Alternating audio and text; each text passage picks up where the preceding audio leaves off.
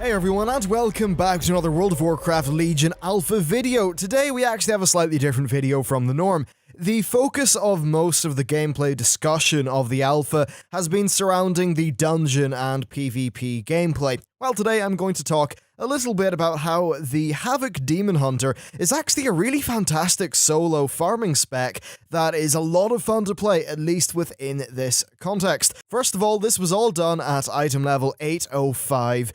Blue gear. Now, I headed into the Warlords of Draenor content to test out soloing that, and I found that DPS just wasn't sufficient to clear Hellfire Citadel, Hellfire Salt, and that tank stacks on other boss fights actually resulted in there just being damage that I couldn't really deal with. The same applied to the tank spec, which is called Vengeance. We'll likely need just a little bit more gear for clearing Warlords of Draenor content, but when we have that gear, I think this will be a decently solid spec for doing that.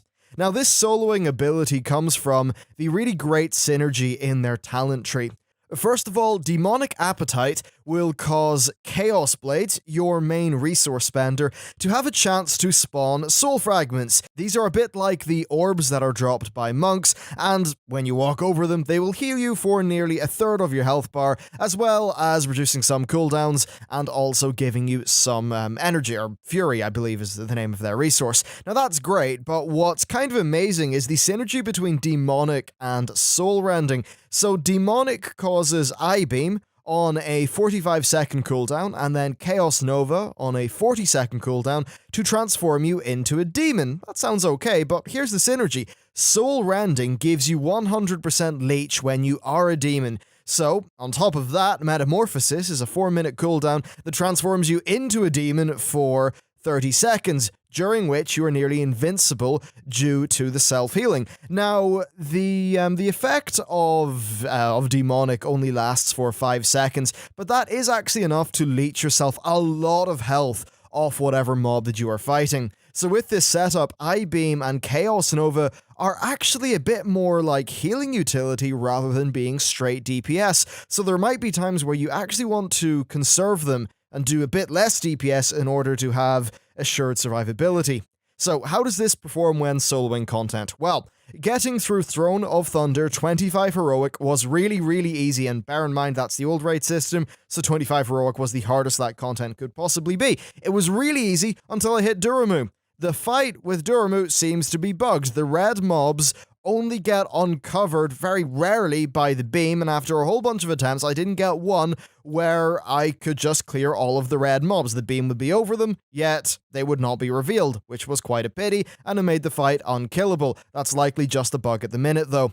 Now, the rest of this instance was very easy, indeed, far easier than it was on my Beast Mastery Hunter. While hunters have some self-healing with exhilaration and stuff like that, it isn't great when you run into fights that involve long periods of sustained damage that can't be unloaded on your pet, with, say, the Council of Elders being a good example. I couldn't clear Council of Elders 25 Heroic on a Beast Mastery Hunter.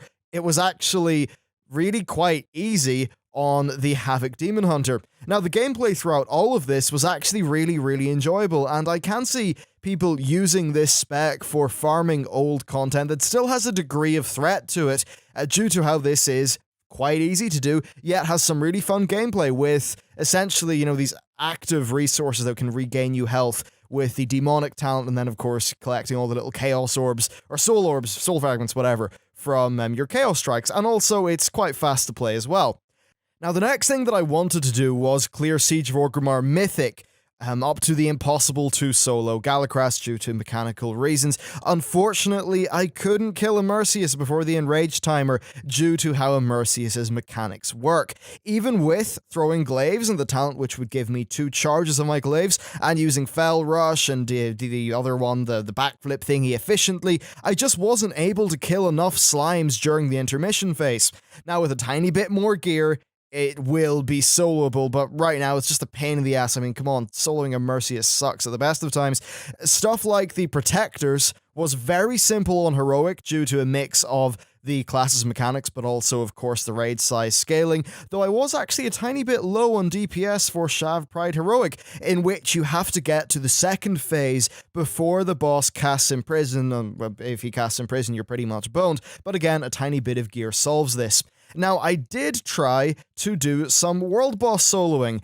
I found that your man in Tanan Jungle, whose name I've completely forgotten, was just not killable. He totally wrecks you even when you're playing the tank spec of the Demon Hunter, and I looked for all of the other world bosses throughout both Draenor and Pandaria, and I could not find any of them. Now, all of the Pandaria world bosses are soloable at the minute, and I think hunters and some classes can actually kill Undasta. I really wanted to see how this would fare just one-on-one with Undasta, but Undasta had not spawned. I checked back loads of times, and since I couldn't see that many, well, I couldn't see any other world bosses, I'm just assuming they're not spawning on the particular alpha PvP server that's got these character templates.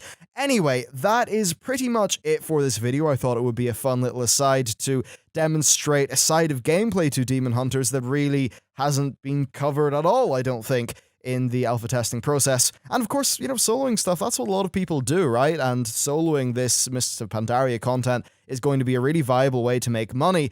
So I'd say this will actually be quite applicable in a real-world scenario to what people will be doing when Legion comes out. So, TLDR, in any fight with regular, non-bullshit mechanics, so, you know, not Galacras, perhaps not a Mercius, the Havoc Demon Hunter shines when soloing and is a ton of fun to play. Indeed, it was a lot more enjoyable than playing a BM Hunter, and a lot of the content was a great deal easier at the same item level than it was on my BM Hunter. So that's pretty much it for this video. Some fun gameplay available here. The spec still has a few holes, still needs to be filled out, but they're making good progress on it, which is certainly nice to see. You can check out my updated overlook video on this spec. I'll put a link to it somewhere. But other than that, thank you very much for watching, and I will see you next time.